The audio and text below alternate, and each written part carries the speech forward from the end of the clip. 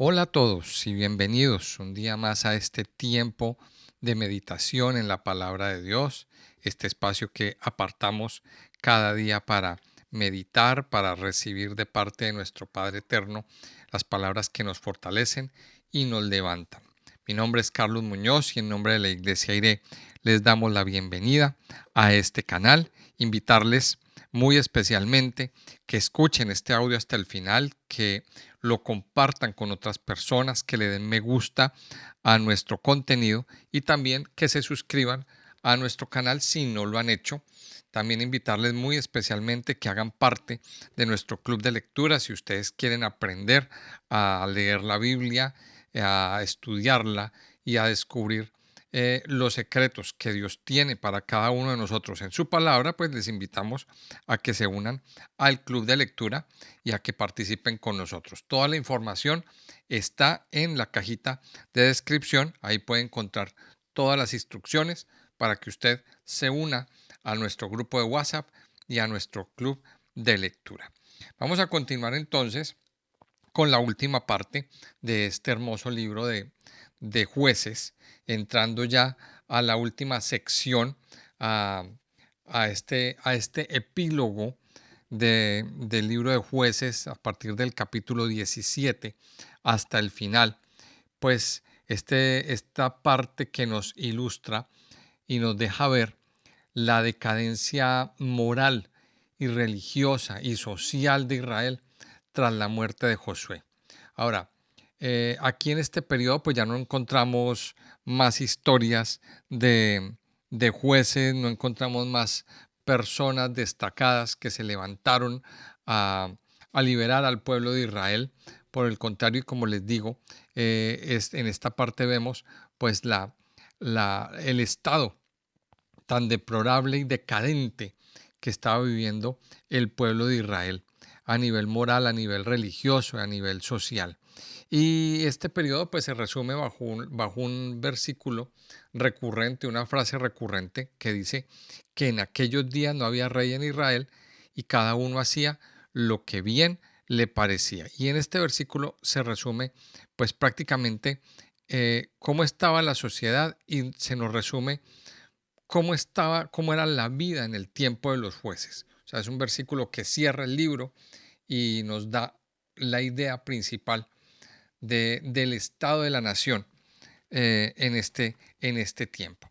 Vamos a ver entonces, capítulo a capítulo, eh, pues, qué es lo que nos dice y cómo describe este libro esta situación tan terrible que estaba viviendo el pueblo de Israel.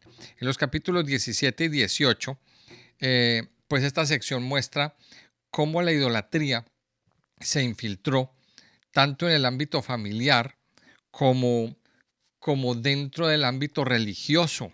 Y cuando hablo de religioso, pues recordemos que había una tribu en especial dentro de las tribus de Israel, que era la tribu de Leví, los levitas. Los levitas eh, eran, eran hijos de Israel consagrados a Dios, consagrados para la enseñanza, consagrados para la adoración, consagrados para los servicios religiosos dentro del pueblo de Israel. Recordemos pues que los levitas, pues ellos no tenían heredad, no tenían tierra.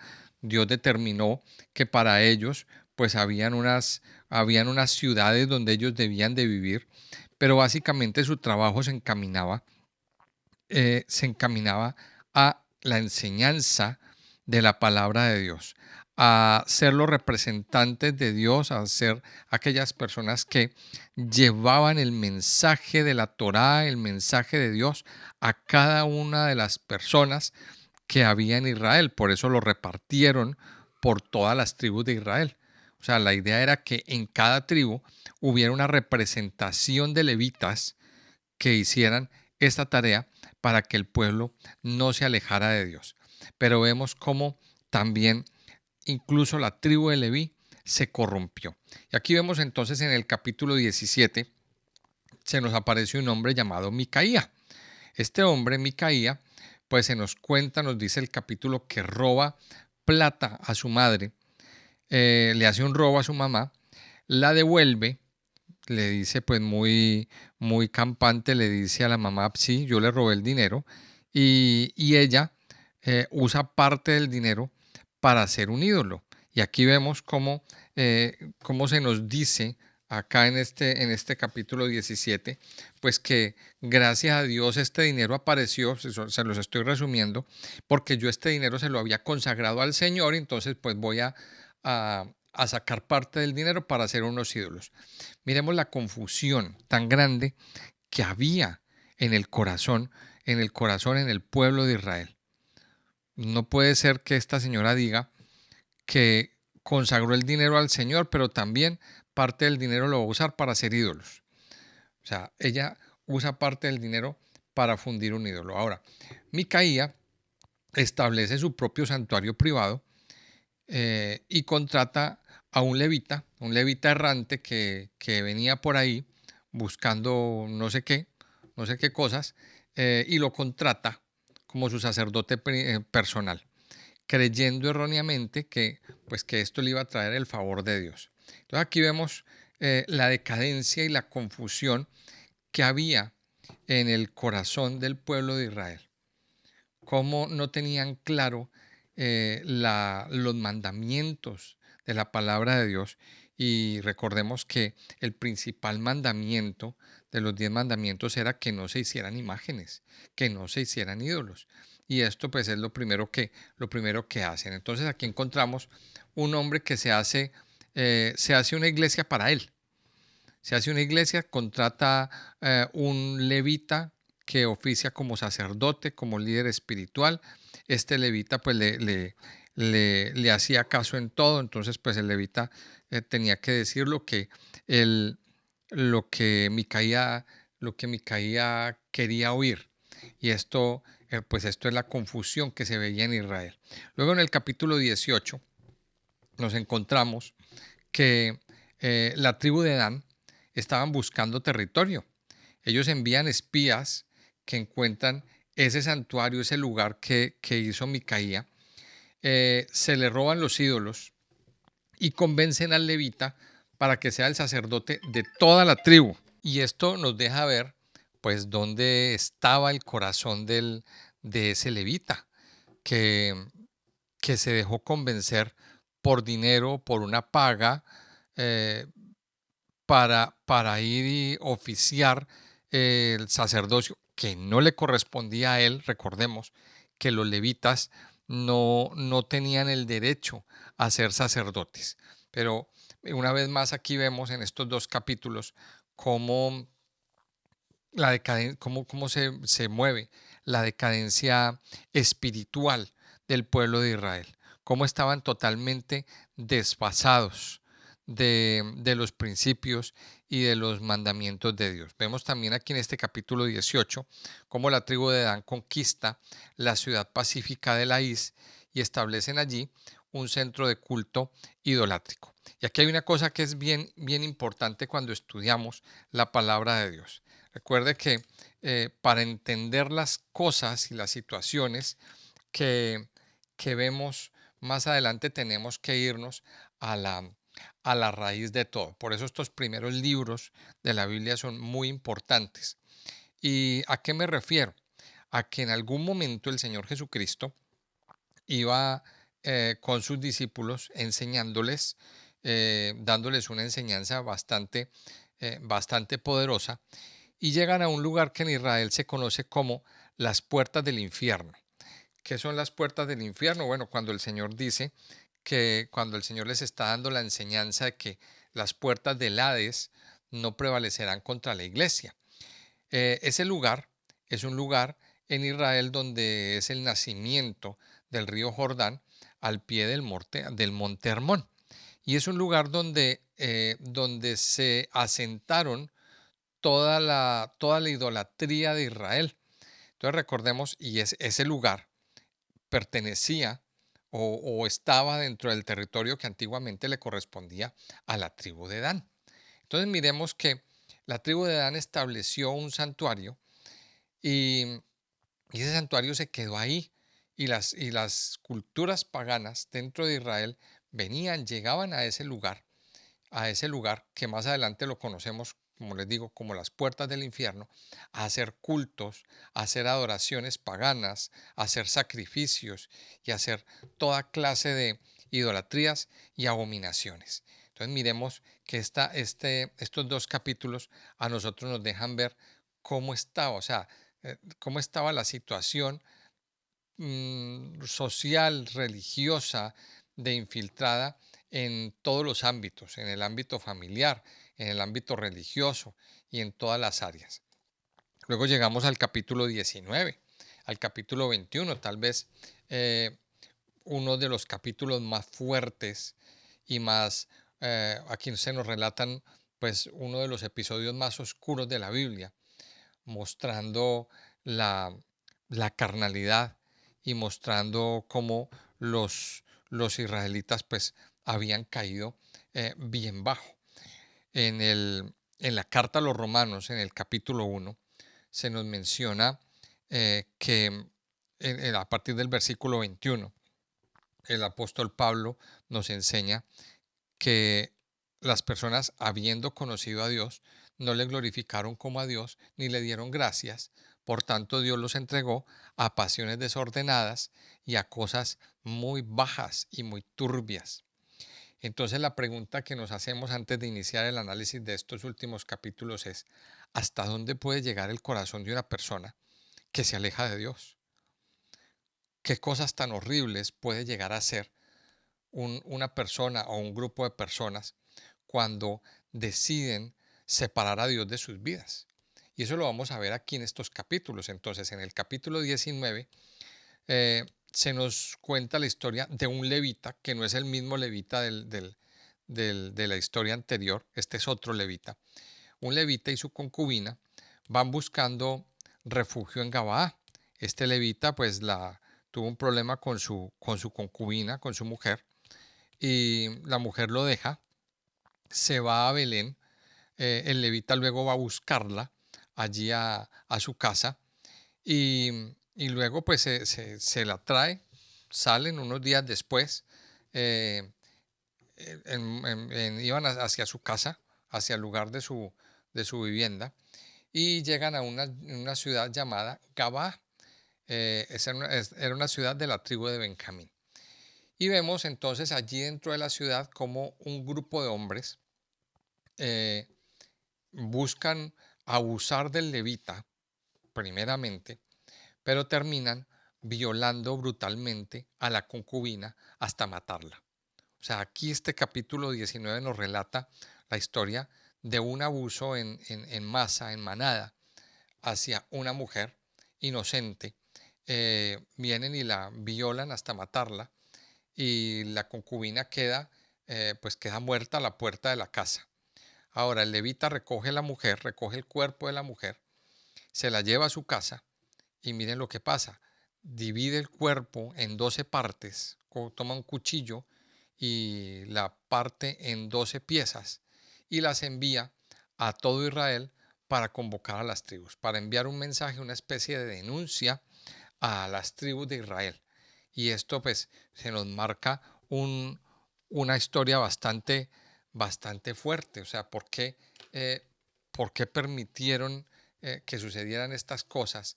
¿Por qué el levita toma esa actitud con su mujer? ¿Y por qué no le da una sepultura digna? Simplemente coge y la divide y envía las partes por todo Israel para hacer una denuncia. Y aquí viene el capítulo 20. Eh, una vez recibida la denuncia, pues las tribus de Israel se unen, dice la palabra de Dios aquí en este capítulo 20, como un solo hombre para exigir justicia. Vemos que la tribu de Benjamín se niega, o sea, le piden a la tribu de Benjamín que entregue los hombres que fueron los que hicieron esta barbarie, esta violación. La tribu de Benjamín se niega a entregar a los culpables y esto desata una guerra civil muy sangrienta. Después de varias batallas, la tribu de Benjamín es casi exterminada y sobreviven solamente 700 hombres. Mire esto, casi terminan con una tribu en Israel. Y vemos cómo eh, pues aquí hay varias enseñanzas en este capítulo 20, cómo pues eh, hicieron justicia de la forma equivocada, tomaron una decisión, reaccionaron ante la denuncia del, del levita y se fueron pues con todo a hacer una guerra civil. eh, hacer una guerra civil. O sea, ellos estaban exigiendo justicia por su propia mano. Y mire lo que sucede. Una guerra tan sangrienta que casi termina con el exterminio de, de una de las tribus de Israel.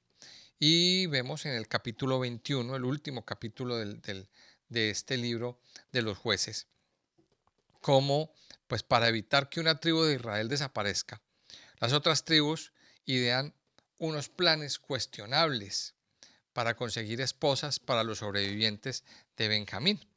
Y esto incluye la matanza de los habitantes de Jabes de Galaad y el rapto de las mujeres en Silo. Entonces vamos a ver que aquí nos encontramos una serie de cosas, una serie de situaciones, pues que son bastante fuertes dentro de la Biblia. O sea, nos preguntamos, ¿esto está en la Biblia? Estas cosas han sucedido. Ahora, todo esto, ¿qué significado nos da? Y bueno, lo primero que vemos, ya para concluir y para mirar, para tratar de entender, explicar o tratar de sacar alguna aplicación para nuestras vidas, es las terribles consecuencias que suceden cuando nuestra vida se aleja de Dios, cuando dejamos de buscar al Señor y dejamos de poner nuestro corazón en Dios, cómo caemos en pecados, en cosas, en situaciones que a Dios no le agradan. Y lo más grave es que la conciencia del hombre queda cauterizada, o la conciencia de la persona queda tan cauterizada que termina asumiendo que eso está bien y que eso es lo que a Dios le agrada, cuando no es así. Que era el caso de Micaía, que era el caso de la mamá de Micaía, que era el caso del levita, que varias veces dentro del relato confunden que eso es lo que Dios quiere. Entonces vamos a buscar al Señor, pero entonces vamos a hacer un sacrificio al otro Dios. O sea, y lo asumían como algo normal. Yo pienso que la primera aplicación que nos encontramos aquí tiene que ver con esto, con una de las consecuencias de alejarse de Dios. Y aquí tenemos que tener cuidado. Tenemos que tener cuidado de no alejarnos del Señor, de no separarnos de la fuente de vida. Recuerde que al principio del libro de los jueces nos dio un versículo muy, muy importante que dice que después de Josué se levantó una generación que no conocía al Señor. Más adelante también nos dice en el libro, dentro del todo el libro de jueces, que hicieron lo malo ante los ojos del Señor y el Señor los entregó en manos tales, de tales enemigos. Y vemos aquí esto, otra de las cosas que vemos también en este contexto, en estos capítulos, son las soluciones equivocadas. Mire, y es que muchas veces queremos o pretendemos asumir la famosa frase que el fin justifica los medios. Y no es así. O sea, utilizamos métodos cuestionables para, para tratar de arreglar situaciones que nosotros mismos provocamos. Que eso es lo que vemos aquí, que toda esa guerra que se dio con Benjamín, pues fue fruto de una mala decisión, de una decisión apresurada. Y miremos cómo al final, en el capítulo 21, pues para tratar de arreglar eso, pues vienen y hacen otra masacre en otro pueblo y se roban o secuestran a unas mujeres para tratar de arreglar esa situación. La pregunta es, ¿está bien eso? ¿Está bien esa situación? Definitivamente no. Definitivamente no está bien, y aquí nosotros extraemos otra enseñanza, y es que el fin no justifica los medios a través de los cuales llegamos a ese fin. Ahora, ¿qué tenía que haber hecho el pueblo de Israel? Arrepentirse de ese pecado, buscar al Señor y entender de que el problema no era que Benjamín hubiera negado se hubiera negado a la posibilidad de entregar esos hombres. Ese no era el problema. El problema era mucho más profundo, era de mucho más de fondo. El problema era que el corazón no estaba con el Señor. Y aquí vemos esta enseñanza. Y por último, otra de las enseñanzas o aplicaciones que vamos a extraer de esta sección y del libro de los jueces nos la da el último versículo. El último versículo del libro de los jueces con el que ya vamos a terminar esta serie de meditaciones nos dice que en estos días no había rey en Israel y cada uno hacía lo que bien le parecía. Mire, no había rey en Israel. Cuando nosotros no tenemos un rey en nuestras vidas, cuando eh, en nuestras vidas no gobierna el Señor, pues terminamos haciendo lo que mejor nos parece y terminamos cometiendo errores y viviendo las consecuencias de esos errores. Ahora, esto nos da el pie o nos da la entrada para las siguientes historias que van a venir. Porque aquí vemos, pues hay una historia intermedia que es el libro de Ruth, que es es una historia que se dio dentro del contexto de los jueces, pero luego más adelante aparece la historia de Samuel, la historia del rey David y todo lo que viene a partir de este momento para Israel. Y es lo que vemos aquí.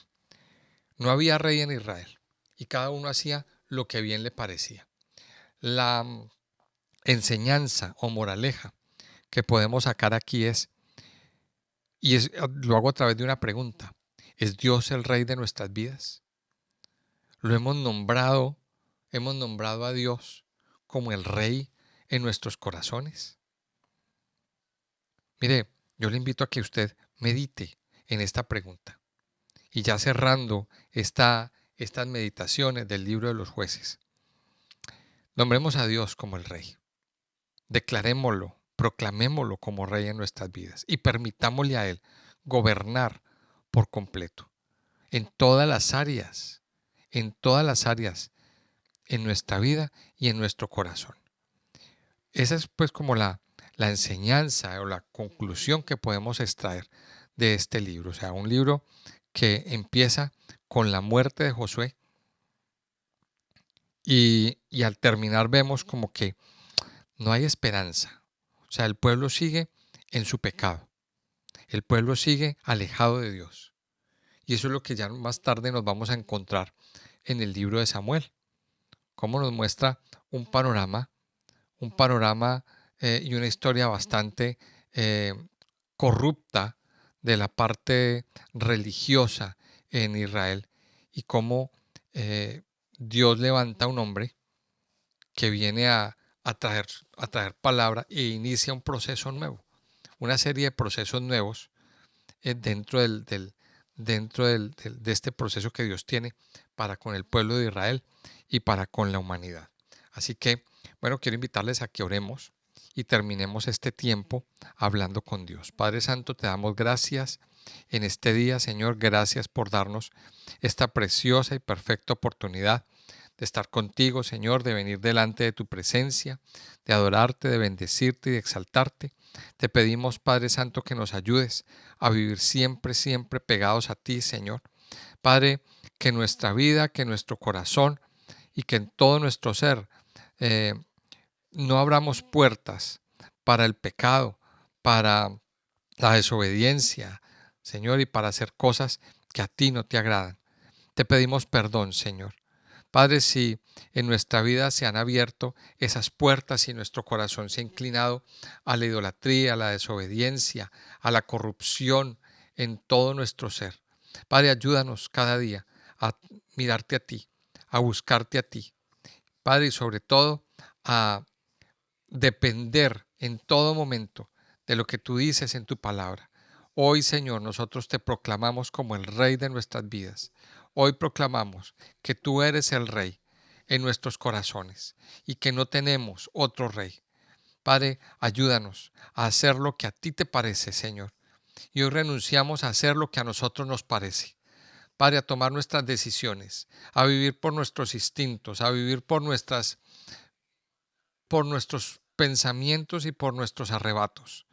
Te pedimos que hoy, Señor, tú bendigas nuestra vida, que tú hoy, Señor, bendigas nuestro caminar y que nos ayudes a caminar contigo todos los días de nuestra vida. Yo te alabo, Padre, y te bendigo en el nombre de Jesús.